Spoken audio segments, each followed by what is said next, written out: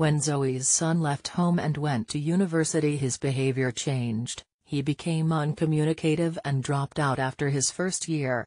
Here Zoe talks about what happened and the conversation she wishes she'd had with him. He was a very carefree, happy-go-lucky child, easygoing, a little bit mischievous, but nothing out of the ordinary. I wouldn't have said he was particularly academic, but bright enough to carry things off. So he did well enough in his GCSEs, went on to do A-levels, and did well enough to get into university, admittedly through clearing, but he did get into university. We took him up for Freshers Week. He seemed to immediately get in with a nice group of friends. They all bought their tickets for the Freshers Week entertainments, and we left him in a hall of residence looking perfectly happy. The first weekend he was away, we did get in touch with him and he seemed quite chirpy. After that it was more or less total silence. Part of the joy of going to university is getting away from your parents and finding your feet and being yourself, so we weren't unduly worried at that stage. We thought, we need to give him space just to be himself, I suppose. He didn't call us and he didn't answer our calls or emails. We were trying to phone him, in the end phoning almost every night, possibly a bit too much, and never getting anything back. By the second term of his first year we thought, this is really a bit strange. We got my husband's brother to visit him because he lived close to the university. He seemed to think things were okay. We went to visit ourselves, probably 2 or 3 times because it was quite a long way from us, and on the occasions when we did he seemed absolutely fine, maybe a little bit hyper, a little bit over the top, but not enough to give us huge concerns. He chatted and I think we played crazy golf and had a generally pleasant weekend, but again, after that, no contact. So by the third term we were getting really seriously worried. We had no way of knowing how he was doing academically and he kept us clear of his friends and his girlfriend. Find out more. Listen to Zoe's interview in full on IPM on BBC Radio 4 and find out how universities are trying to support their students better. After he'd come home at the end of his first year, the weeks went by and he didn't, apparently, hear about his exam results. So when nothing came through the post, I called the university and was basically met with a blank wall.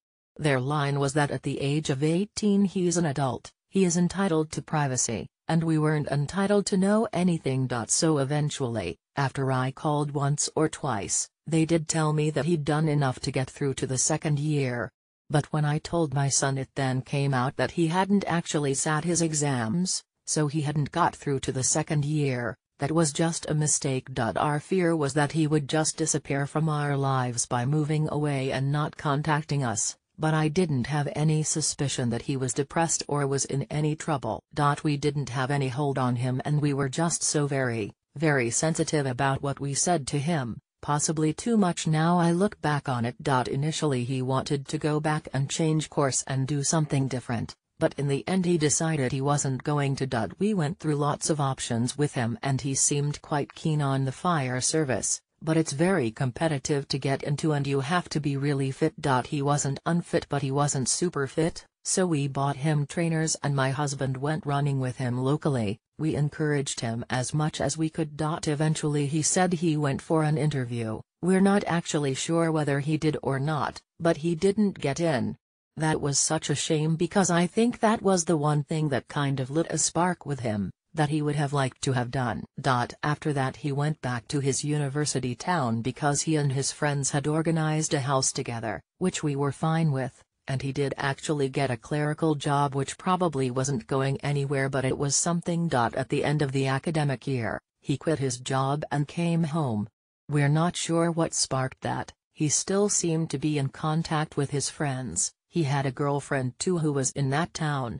He did tell his colleagues that he was going traveling, which wasn't true, but that was what he told them to explain why he was leaving. He came home, had a week's holiday in Tenerife with his girlfriend, and then we were home for 4 or 5 weeks together with my younger son. Things seemed to be going reasonably well. He told us he had got in touch with a number of job agencies. I didn't want to rock the boat, and I'm going to regret that forever. Because I think now he had got himself into a state where he couldn't see a way out. He couldn't see a way forward. Although he still had friends and he still had our support, I think he needed to know that he could start afresh, and I are.